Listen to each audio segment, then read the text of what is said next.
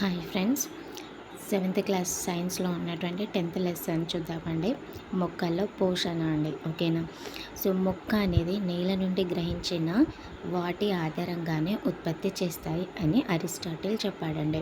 మొక్క నేల నుంచి ఏమి గ్రహిస్తుందో వాటి ఆధారంగానే అవి ఉత్పత్తి చేస్తాయండి. ఓకేనా. ఇలా అన్నది ఎవరండి? అరిస్టాటిల్. ఓకేనా అండి. ఉత్పత్తి అరిస్టాటిల్ చేస్తాడని చెప్పాడండి. 1648లో బెల్జియంకి చెందినటువంటి జాన్ బాపిస్టా వాన్ హెల్మెంట్ ఓకేనా అండి. వాన్ హెల్మెంట్ ఓకేనా అండి. బెల్జియం ఓకేనా అండి. లేకపోతే ఇక్కడ బాపిస్టా అని గుర్తుంచుకోండి. బెల్జియం బాపిస్టా వాన్ హెల్మెంట్ ఓకేనా అండి. ఇక్కడ కూడా లే ఉంది, ఇక్కడ కూడా లే అట్లా ఉంది. ఓకేనా. సో 5 సంవత్సరాలు నిర్వహించిన ప్రయోగంలో ఒక విల్లో మొక్కను నాటాడండి. ఓకేనా. 1648 ఓకేనా అండి. 1648లో బెల్జియంకి చెందినటువంటి జాన్ బాపిస్టా వాన్ హెల్మెంటిన్ 5 సంవత్సరాల నిర్వహించినటువంటి ఒక ప్రయోగంలో ఒక విల్లో మొక్కను నాటాడండి. ఓకేనా. బెల్జియం వాన్ హెల్మెంటిన్ విల్లో ఓకేనండి. పత్రాల ద్వారా బాష్పోత్సేకం జరుగుతుందనని ఎవరు చెప్పారండి? స్టీఫెన్ హెల్స్. ఇక్కడ హెల్స్ అని కాకుండా హోల్స్ అని గుర్తుంచుకోండి. ఓకేనా అండి. హోల్స్ అంటే ఇక్కడ పత్రాల ద్వారా బాష్పోత్సేకం అన్నప్పుడు అది రంధ్రాలు ఉంటేనే కదండి, హోల్స్ ఉంటేనే కదండి మనకి బాష్పోత్సేకం అనేది జరుగుతుంది. అందుకనని స్టీఫెన్ హెల్స్ వివరించాడు అని చూడండి. ఓకేనా అండి. వాయు వినిమయం జరుగుతుందని చెప్పాడు. మొక్కలు ఆహారం తయారు చేసుకోవడంలో కాంతి కూడా ఉపయోగపడుతుందని తెలిపినటువంటి మొదటి శాస్త్రవేత్త స్టీఫెన్ హెల్స్. ఓకేనా అండి. హోల్స్ ఉంటేనే బాష్పోత్సేకం జరుగుతుందని తెలిపింది హెల్స్ అండి, స్టీఫెన్ హెల్స్. కాంతి కూడా అవసరమవుతుందని తెలిపింది కూడా స్టీఫెన్ హెల్స్ అండి. ఓకేనా. జంతువులు గాలిని కలుషితం చేస్తాయండి, కానీ మొక్కలు గాలిని శుద్ధి చేస్తాయి. ఓకేనా అండి. ఇలా అని తెలిపింది ఎవరండి? ప్రిస్లే. ఓకేనా అండి.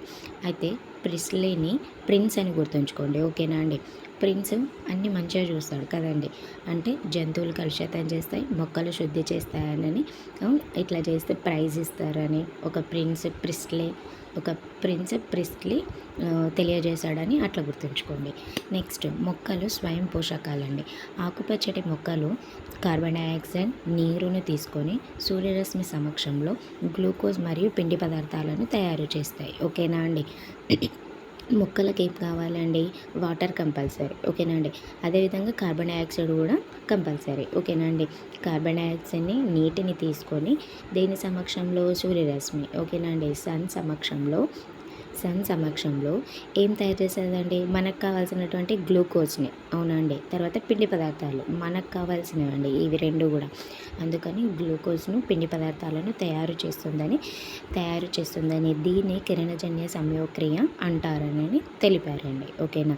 So carbon dioxide plus H2O, సూర్యరశ్మి, పత్రహరితం లేకపోతే క్లోరోఫిల్ అండి. మనకి ఏం ఉత్పత్తి అవుతుందంటే గ్లూకోజు, ఆక్సిజన్, నీరు. ఓకేనా అండి. గ్లూకోజు, ఆక్సిజన్, నీరు లేకపోతే స్టార్చ్ అండి. ఓకేనా. స్టార్చ్ ఇవి ఉత్పత్తి అవుతాయండి. కిరణజన్య సంయోక్రియ పత్రాలలో జరుగుతుందండి. ఓకేనా అండి. మనకి ఎక్కువ కనిపించేది పత్రాలే కాబట్టి పత్రాల్లో జరుగుతుంది. యూరియా చల్లితే ఆకులు ఆకుపచ్చగా మారుతాయండి. ఓకేనా అండి. యూరియా అనేదానికి యూరియా చూడండి, యూరియా చల్లగానే ఆకులు అనేవి ఆకుపచ్చగా మారుతాయండి. ఓకేనా. ఆకులు ఆకుపచ్చగా యూరియా. ఓకేనా అండి. ఆకులు ఆకుపచ్చగా యూరియా చల్లితే మారుతాయి. వాయు వినిమయం జరగడం పత్రరంధ్రాల ద్వారా జరుగుతుందండి. వాయు వినిమయం ఎక్కడ జరుగుతుంది? పత్రరంధ్రాలు. అవునండి. బాష్పోత్సేకము, వాయు వినిమయము పత్రరంధ్రాల ద్వారా జరుగుతుంది. కొన్ని మొక్కల్లో కాండం, బెరడుపై ఉండే లెంటిసెల్స్. ఓకేనా అండి. ఈ లెంటిసెల్స్ ఎక్కడ ఉంటాయండి? కాండము, బెరడుపై ఉంటాయండి. ఇది ఇంపార్టెంట్. లెంటిసెల్స్. ఓకేనా అండి. కణాలు అనేటివి లెంటి కణాలు, లెంటిసెల్స్ అనేవి కాండము బెరడుపై ఉంటారండి. ఓకేనా. లెంటిసెల్స్ కాండం పైన బెరడు పైన ఉంటాయి. ఇవి వాయు వినిమయ వీటి ద్వారానే ఈ లెంటిసెల్స్ ద్వారానే వాయు వినిమయం అనేది జరుగుతుందండి. ఆకుల్లో పిండి పదార్థం తయారవుతుందండి. ఓకేనా అండి. ఆకుల్లో పిండి పదార్థం తయారవుతుంది. నెక్స్ట్, అయోడిన్ చుక్కలు వేసినప్పుడు పత్రాలు ఆకుపచ్చ నుండి నీలిరంగుగా మారుతాయండి. ఇలా నీలిరంగుగా మారితే పిండి పదార్థం ఏర్పడుతుందండి. ఆకుపచ్చ అనేది నీలిగా మారుతుంది. ఓకేనా అండి. గ్రీన్ అనేది బ్లూ కలర్గా మారిపోతుంది. ఓకేనా అండి. ఇప్పుడు అయోడిన్ వేసినప్పుడు అయితే అందులో ఈ రంగుకి వచ్చింది, నీలి రంగుకి వచ్చింది అంటే పిండి పదార్థం ఉన్నట్లండి. మొక్కలు, ఆకులు, పూలు భద్రపరచడంలో హెర్బేరియం అంటామండి. ఓకేనా అండి. హెర్బేరియం.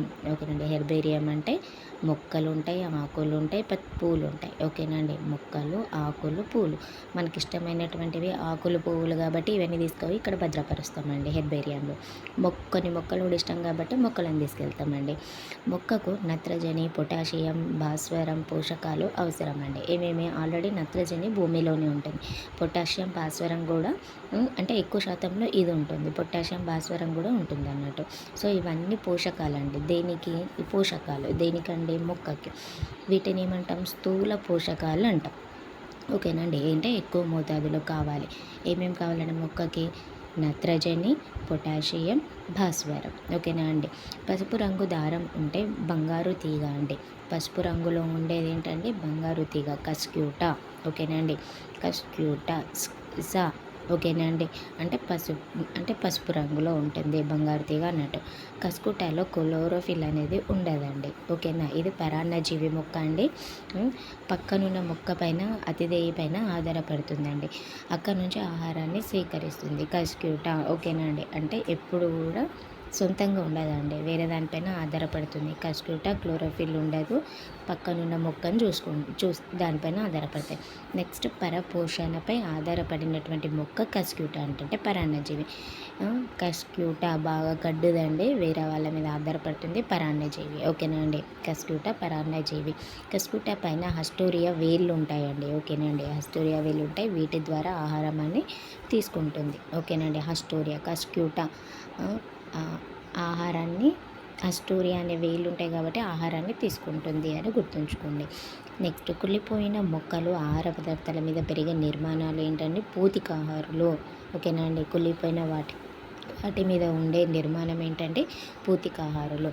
రొట్టె ముక్క మీద శిలీంధ్రాలు ఉంటాయండి. రొట్టె ముక్క మీద ఉండే మచ్చలు ఉంటాయి కదండి, ఆ మచ్చలు శిలీంధ్రాలండి. ఓకేనా అండి. ఇవి